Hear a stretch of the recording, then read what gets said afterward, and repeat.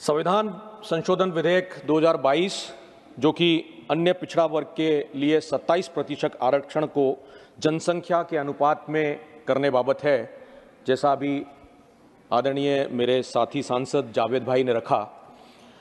हम लोग सबसे पहले बात करेंगे कि 50% आरक्षण सीमा क्या है। 1980 में बीपी मंडल के नेतृत्व वाली दूसरी पिछड़ा वर्ग समिति ने, जिसे मंडल आयोग भी हम लोग कहते हैं, बहुत कॉमन है, ओबीसी के लिए 27% और अनुसूचित जाति अनुसूचित जनजाति के लिए 22.5% आरक्षण की सिफारिश करी।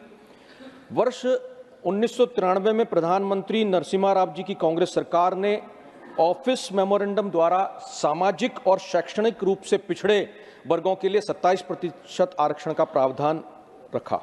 हालांकि इसे बाद में सर्वोच्च न्यायालय ने चुनौती दी। 1993 में ही बोलने दो यार, बोलने 1993 में ही कांग्रेस सरकार ने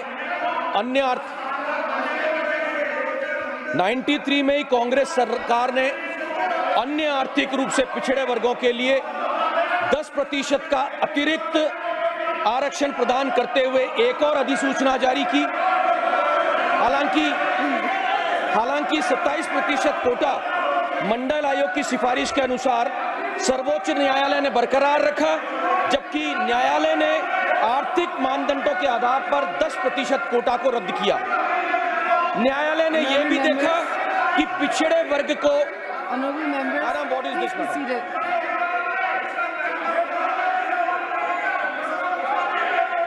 members, please be seated. Sir अल्लाह मचा दिया इन्होंने। Please be seated. Honorable members, please be seated. न्यायालय ने यह भी देखा कि पिछड़े वर्ग को केवल आर्थिक मापदंडों के आधार पर निर्धारित नहीं किया जा सकता है और कहा कि पिछड़े वर्गों की पहचान जातियों के आधार पर की जा सकती है। Please be seated.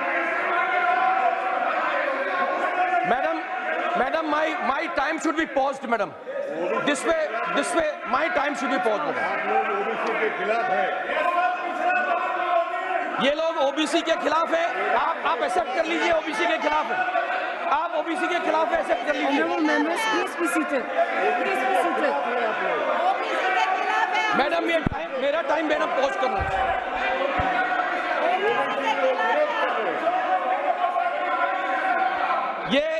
ये सदन में ओबीसी के खिलाफ है। ये सामने आ गया है। मैं कंटिन्यू करना चाहूंगा मैम। 50% की सीमा को खत्म करने की आवश्यकता क्यों है?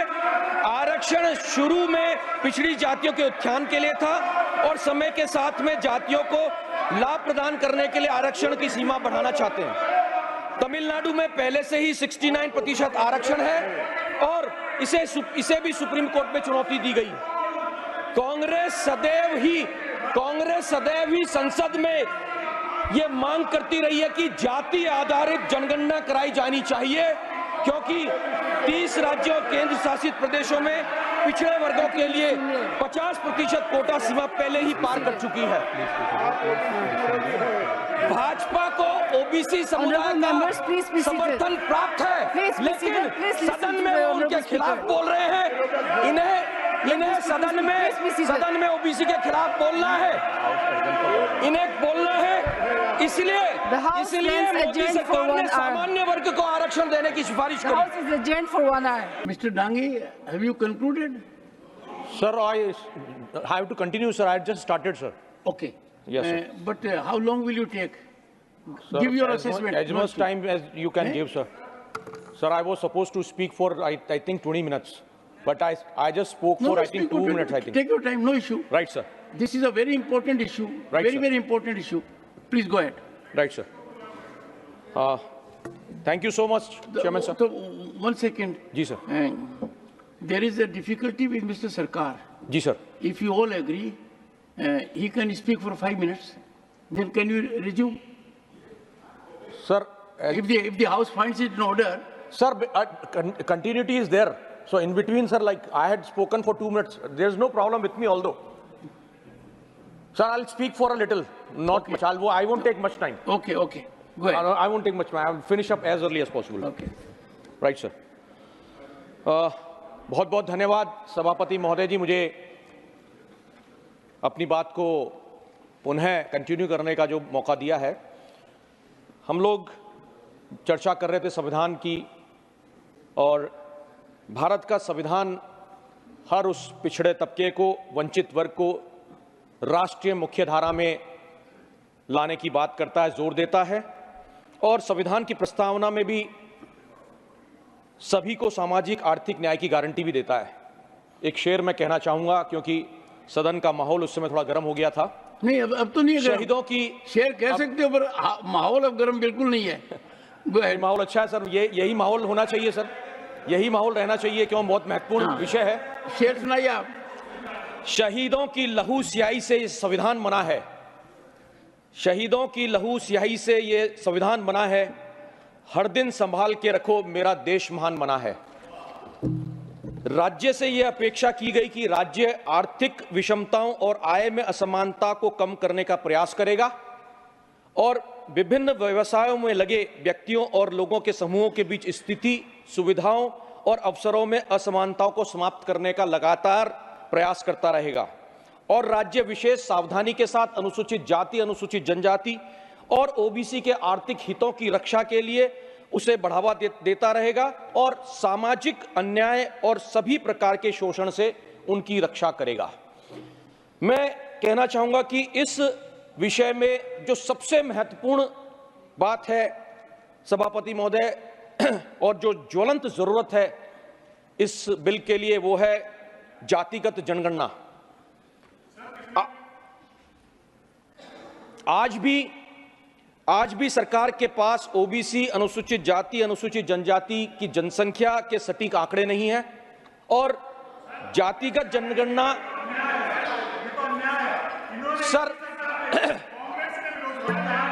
सर मुझे बोलने तो दीजिए सर।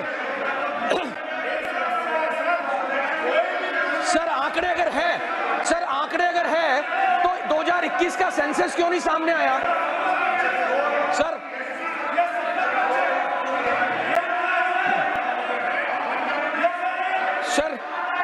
सर दो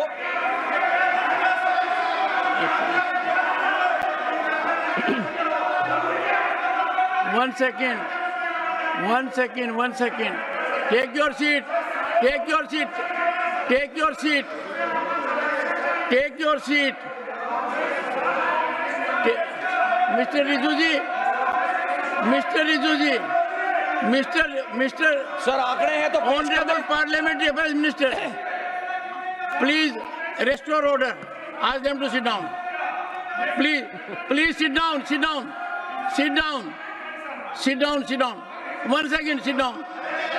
Sit down. Sit down. Sit down. Sit down. Sit down. नहीं सुनिए, honorable members. 1 second, please. Honorable members, every member of the House has a right to say his point of view. They don't want this. And you will have your right to contradict it. If a member is saying something here, he has a right. I think, Honorable Parliamentary Affairs Minister, we cannot continue with debate if someone has to speak only what you want or what they want. There will be different voices. I would appeal to, I will appeal to everyone in the House. 1 second. I will appeal to honorable members that there is always the other point of view. It is not necessary that we agree to that point of view, but we cannot say that we will not allow that other point of view to be indicated. No, we will not. I would appeal, honorable Parliamentary Affairs Minister, we must maintain order in the House. Absolutely. Your people will have full right to put their point of view. Use your skill, use your energy, and put a point across. Madan ji, no. Let me tell you, honorable members, please, more serious issues, more contentious issues, more divisive issues were before the Constituent Assembly. But debate took place. Ultimately, the House will decide which way we go. The House will have a final say what happens to this bill. But if we start interrupting a member merely because the member is saying something to which you may not agree, no, then can I ask a member not to make a point? I will stop a member if the member is making a point which is factually wrong. He is a point of view. If a member, so honorable मैंने ministers, अपनी सत्यता को रखा है यहाँ पर। ask them to. Please continue. Sir Please continue. No. Sir, ये जो आंकड़ों की बात कही गई है, ये जातिगत जनगणना से ही संभव है। और सर, ये क्या मतलब है सर? सर, इसमें गलत क्या है सर? इसमें गलत क्या है सर? ये तरीका गलत है sir. Let me deal with it. Sir, इस विरोध से ये लगता है। One second. Please. Honorable. एक बात, Honorable Parliament सर, Affairs हवाई की Minister. बात छोड़ो। Honorable, one second. Honorable Parliament Affairs Minister. Sir, ये please. ओबीसी के खिलाफ की बात हो रही है लगता है। One second. Honorable, one second. देखिए.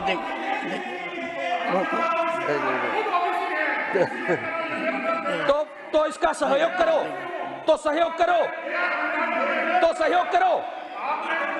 सहयोग करो मेरी बात का।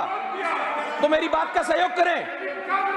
अगर मैं गलत बोल रहा हूं तो आपको बोलने का अधिकार है। Mr. Neeraj both. No.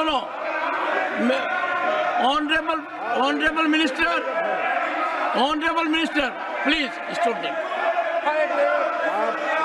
Please stop them. Stop. One second. Please. All of you, sit down. Honorable Minister, 1 second, please. Honorable Minister, your member there, the House is there. Mr. Samek Bhattacharya, you want me to name you? Honorable Minister, I am saying one thing, please listen to me carefully. One second. I am saying in this House, there will be various points of view. People may not agree to all points of view. People may totally disagree. Ultimately, it is the will of the House that will be reflected when we come at the time of voting. So my point is, no, you should also do it like this. You should also do it like this. Why only? I appreciate Jadi's gesture, but you also do it. Please go ahead and take care of the sentiments of the House also. Sir, मैंने तो sentiments का पूरा ध्यान रखा। बात करो। लेकिन समय बहुत कम है आपके लिए। आज यू कैन कंटिन्यू। बहुत धन्यवाद सभापति महोदय।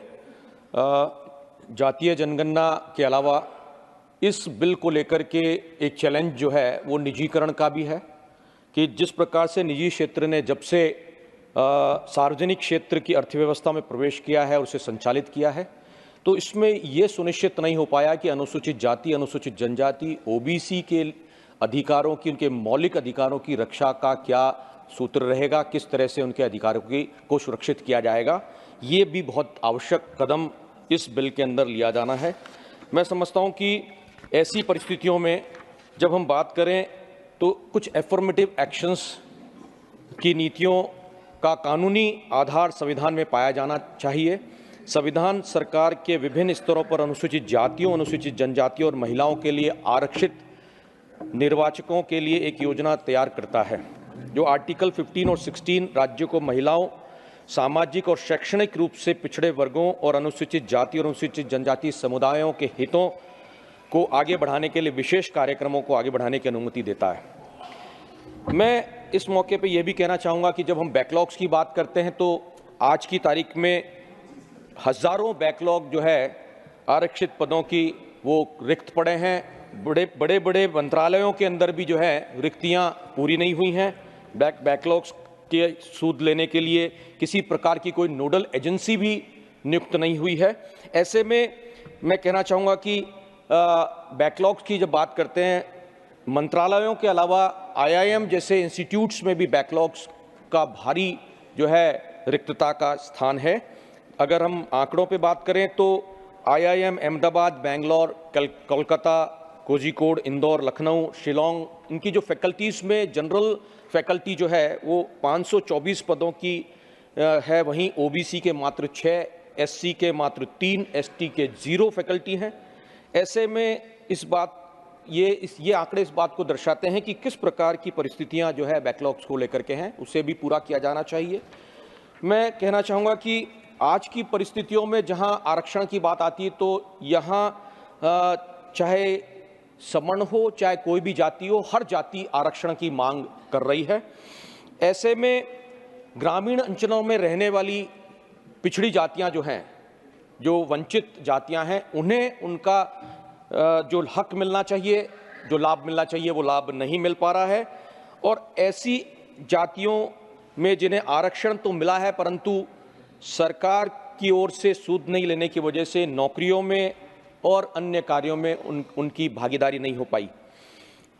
यहाँ इस वक्त यही कहना चाहूँगा कि जब हम लोग बात करते हैं इन वर्गों की, इनके विकास के लिए आरक्षित की गई धनराशि का उपयोग भी कई बार जो है दूसरी योजनाओं में काम में ले लिया जाता है, जो नहीं होना चाहिए। सरकार को निजी क्षेत्र की सभी नौकरियों में अनुसूचित जाति, जनजाति, OBC समुदाय को आरक्षण देने पर भी विचार करना चाहिए, जिससे उन्हें समृद्ध बनाया जा सके। सरकार का लक्ष्य यही होना चाहिए कि जो समाज के अंतिम छोर में बैठा हुआ व्यक्ति है, वो वंचित जाति है, उसे मुख्यधारा में कैसे लाया जाए। जातियों के लोगों को शिक्षा के क्षेत्र में भी आगे बढ़ाना चाहिए। मैं ये कहना चाहूँगा कि जब हम बात कर रहे हैं, अभी चर्चा जो है हो रही थी कि आदिवासी राष्ट्रपति महिला हमारी राष्ट्रपति हैं, तो इस सदन के जो है इसका भवन का जब उन्हें आमंत्रण देना चाहिए था इनॉग्रेशन के टाइम, वही नहीं दिया गया है। तो हमारे ऊपर एलिगेशन लगाना नहीं चाहिए इस तरह का। ये एलिगेशन वहां से आया है, ये एलिगेशन वहां से आया, इसलिए मैं रख रहा हूं अपनी बात को। तो ऐसे में जो है हमने ये सोचना चाहिए। यहाँ जब मैं बोल रहा हूं, मैं एक दलित वर्ग से आता हूं, मुझे भी बोलने का मौका नहीं दिया जा रहा है। पता नहीं ऐसा क्या मैंने कह दिया। जो बात यहाँ रखी है वो बात रखी है, तर्क के साथ रखी है, सत्यता के साथ रखी है। प्लीज आप अपनी बात। इसलिए ऐसे में हम लोग चाहेंगे कि यहाँ जब बात आ रही है आरक्षण की, तो 50% का जो गैप है उसको भी कैसे हटाया जाना चाहिए, राज्यों को कैसे उनका उसमें उसको शामिल किया जाना चाहिए, वो 27% और 22.5% का मामला जो है उसे कैसे आगे बढ़ाया जाए, इन पर बात करी जाए। और इसको, जैसा कि मैंने कहा, निजी क्षेत्र की बात, उसके में भी इसका समायोजन होना चाहिए। मैं समझता हूं कि take your seat now honourable members, please take your seat. No, next time is over, please. Honorable Speaker, sir, I stand to move my private member's resolution on appropriate measures to regulate the airfare in country. Sir,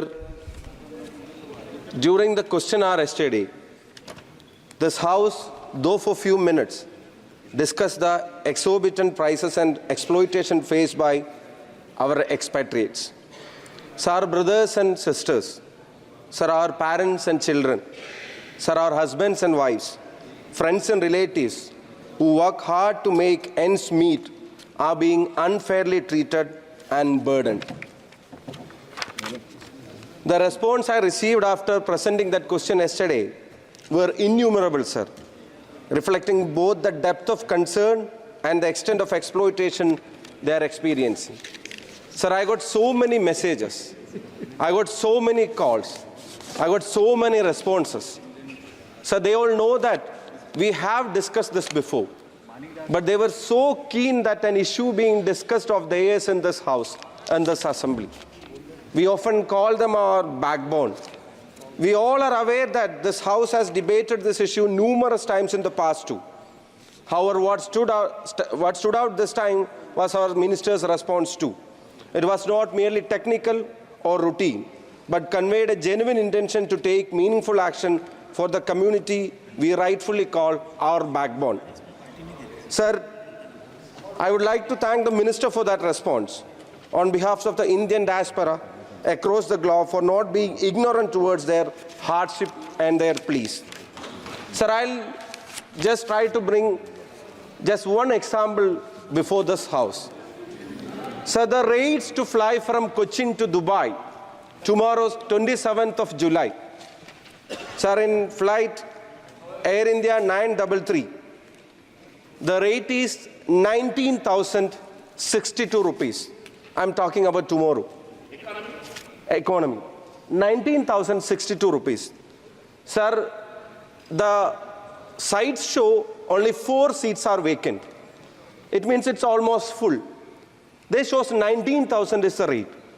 Sir, same airline, same duration, same port of departure, same port of arrival.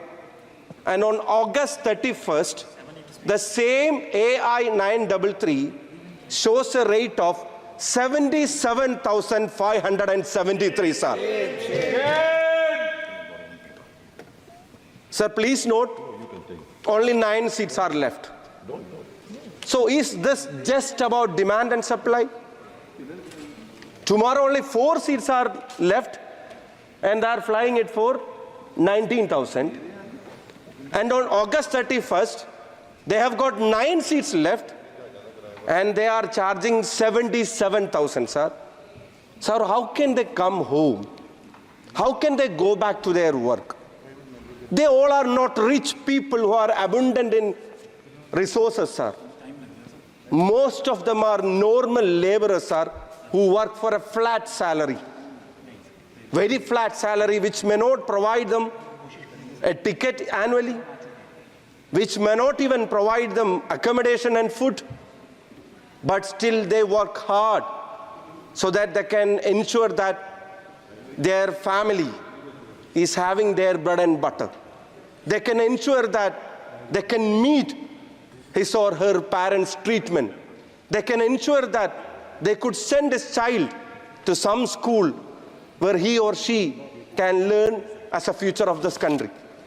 Sir, this 77,000 rupees, how can a normal employee abroad can afford? And if it is a family trip, sir, think about 4 members of a family coming home in their vacation and trying to going back after the vacation being charged 80,000 per ticket. Sir, 3,20,000 one way to fly to their work means what will they earn, sir, in their life? What will be their balance in their life, sir?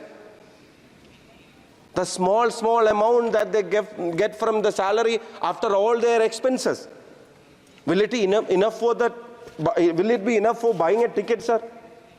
Sir, we often call them our backbone. Sir, we boast about their remittance. They give billions of rupees to our economy. Sir, our state, we get annually 1,10,000 crore. 1,10,000 crore rupees a year through remittance. But what do we give them back, as we discussed yesterday? The ministry is here. I thank him for his response yesterday. Sir, it gave us some hope. They know that this has been discussed before also numerous times.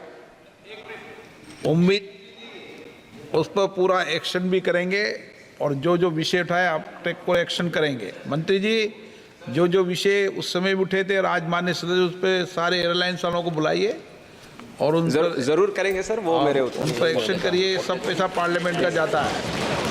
Yes. ये संसद की तरफ से पैसा जमा होता है सारा का सारा। Apologize for being late, sir. I was stuck with some other way. Thank you, Speaker. Sir, as the minister is here, I would like to mention yesterday's reply was not mechanical or typical. An intent was there.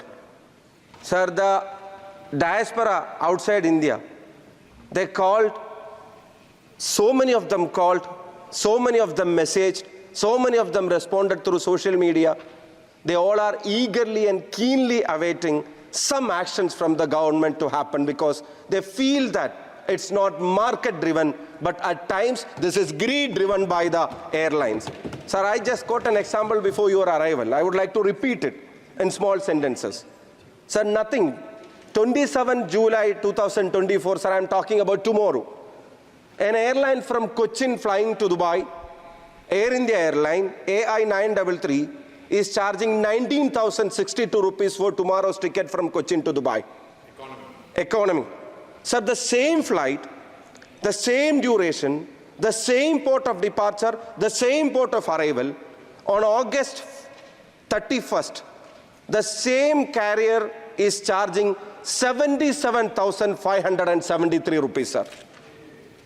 Sir, how can we call this just market-driven? I repeat, this is greed-driven. Sir, how can we call this profit-making? Sir, I repeat, this is extreme exploitation of the situation. Sir, we all know that we call them backbones of this country for the remittance that they give us. Sir, and all our agencies, all our laws, all our acts passed, all our monitoring bodies, all our rights, all our scopes to intervene, even the Directorate of Civil Aviation, the embassies, the Parliament, the Cabinet, sir, the courts, sir, everything and everyone stay as a silent spectators when our beloved experts are looted like this. Sir, this has to stop. It is high time that we have to put an end to this by showing our political and administration will. Sir, I repeat, 19 to 77,000 in 30 days cannot be justified as market-driven. Sir, I mentioned before you came, how about 4 of them coming here? How about 4 of them going back after the vacation? How can they afford this? Sir, when Zainul Abid, a constituent of mine, went to the court regarding this thing, the court and the government, they presented Rule 135(1) of the aircraft rules. The arbitrary and unlimited powers given to the airlines to fix their tariff under Rule 135(1) need to be redefined, sir. It cannot go like this. We cannot allow them to loot our people like this. We cannot allow them to exploit our people like this. Sir, it's very important to note one thing. According to the report of Airports Council International, India has the highest airfares compared to other countries in the Asia Pacific and the Middle East region. The highest airfares, sir.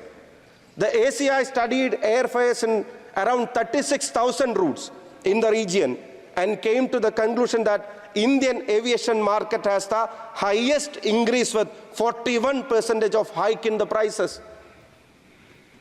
Sir, against a 34 in the UAE, against a 30 in the Singapore, our industry is marking 41% of airfare prices hikes in the recent history.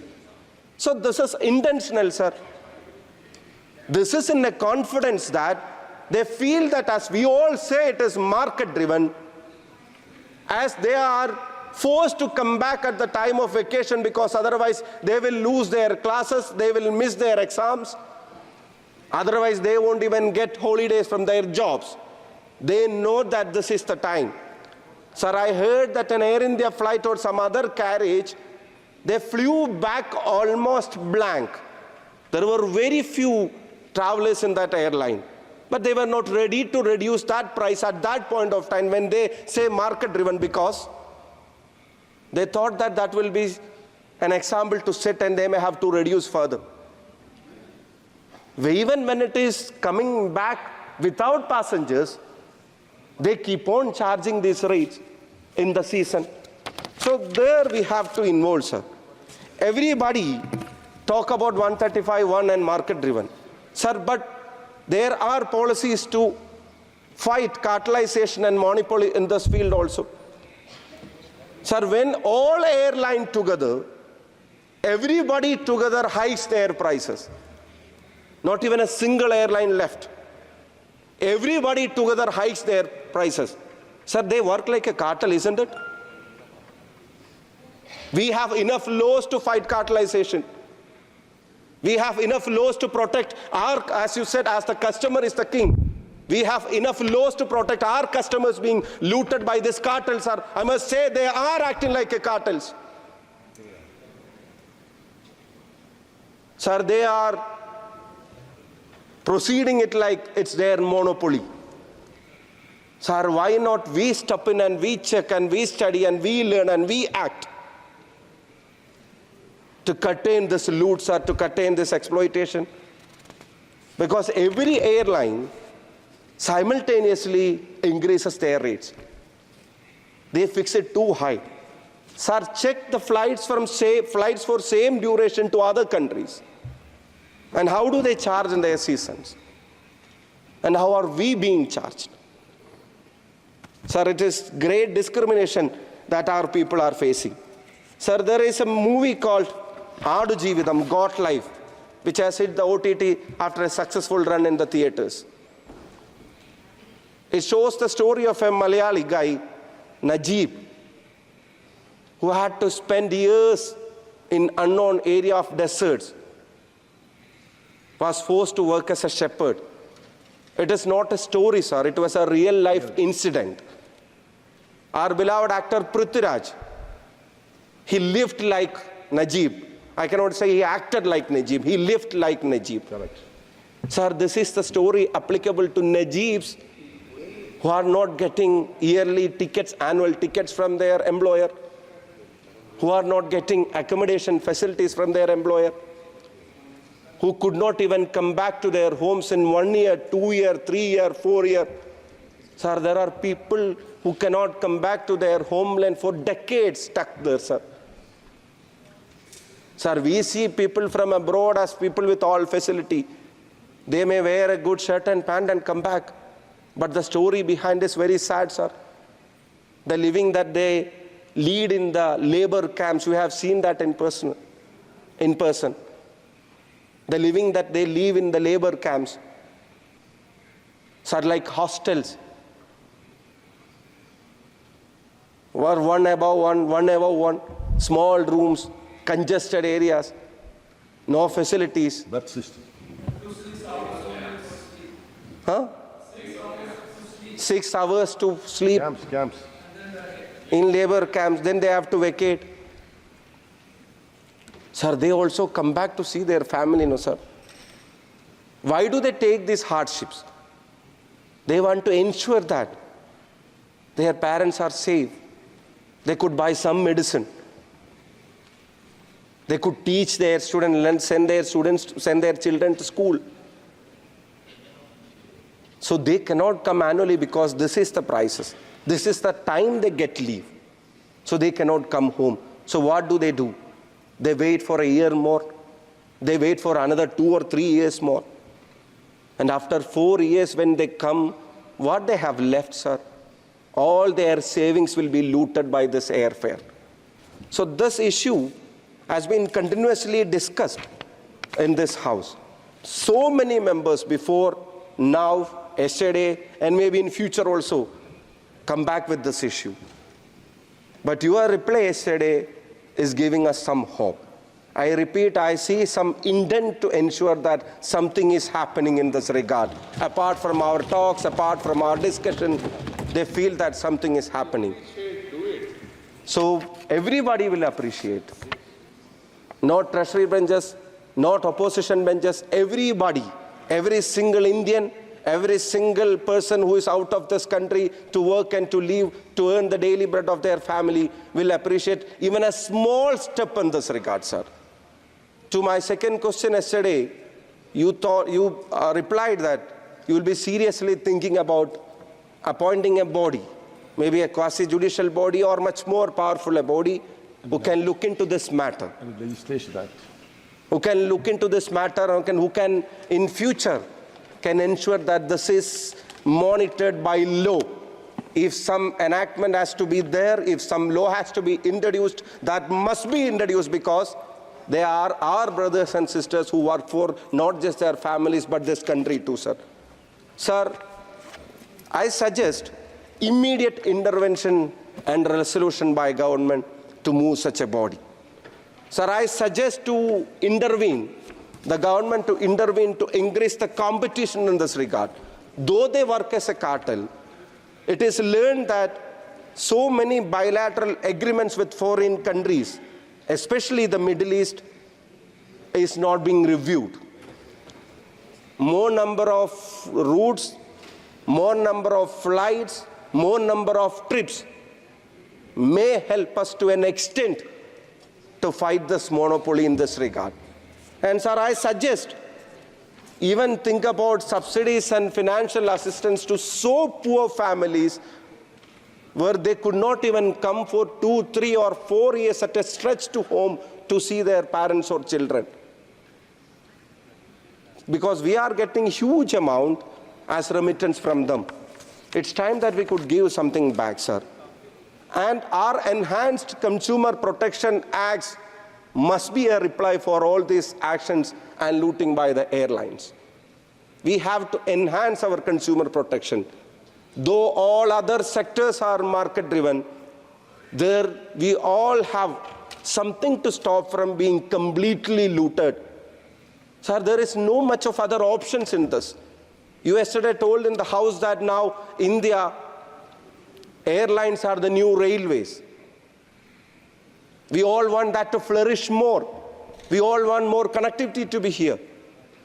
So when airlines are the new railways, it is sure that we don't allow our bus operators, we don't allow our train tickets, and we don't allow any other mode of transport like to be exorbitant like this while pricing the people. So when there is no other much of the options to come back to home and go back to work, if our people are being looted on that front, how about our Consumer Protection Act being more enhanced on that front, sir? And sir, how about collaboration with host countries? We know the number of Indians working abroad. Millions and millions of people are working abroad. We know the great respect that host countries shows to our community in constructing their, in their country, in developing their country. We have our roles. You can see Indians in every sector in all countries around us. So how about we initiating a collaboration with host nation to explain them this is what we face during the season, this is their labor force, our brothers and sisters face during this period. Sir, how about more government schemes to support them? And how about, sir, promoting more parallel ways of transport to Dubai and to other places? Sir, I have read news about even ships being used as a parallel transport mechanism. They may have to travel 3 days. But this exploitation at the time of season, if someone wants to do that, how about giving it a try? I've seen some news regarding that it has happened before. So, sir, these actions are a necessity for our citizens who live abroad. While moving this resolution, I strongly believe that this is not just an exercise of tongue, but this will initiate some kind of actions from the government. Sir, the Indian diaspora throughout the globe is keenly waiting an action for this. I remember your first response when you took over the ministry. When you took over the ministry, you were facing the media, you were answering them. Then you said this word that you want airfares to be affordable for the people of India inside and outside. Believing that is a motto, believing that is a principle, believing that is a promise and pledge, I urge the government to intervene immediately. I urge the government to form that body which can look into this, which can talk to our people abroad, which can talk to their relatives back home, which can know the social consequences, which can know the economic consequences. Sir, yesterday I mentioned I have got 2 calls just after becoming MP. In 30 days, I got 2 calls when people from abroad called me and said, sir, if you can, please go and visit my home. I asked why. Sir, my father passed away. My mother passed away. I asked, aren't you coming, sir? If I come now, I cannot go back. I cannot afford the ticket. If he cannot see his mother or father for the one last time because of their airfare prices, sir, we cannot skip from this saying, this is market-driven. This is the largest democratic nation in this country. This is a strong nation. We cannot allow our citizens being looted by any airline company for that matter, sir. Sir, some capping must be there. At the peak of the season, some capping must be there, sir, at least some capping. So I hope you could initiate the action. You could float a committee as early as possible to look into this, and we can address our people abroad who are keenly waiting for your reply and your actions regarding this. Thank you for giving me this opportunity. I once again with folded hands request our minister and the government and everybody sitting here to involve in this matter and to raise the voice for our people abroad. Thank you, sir.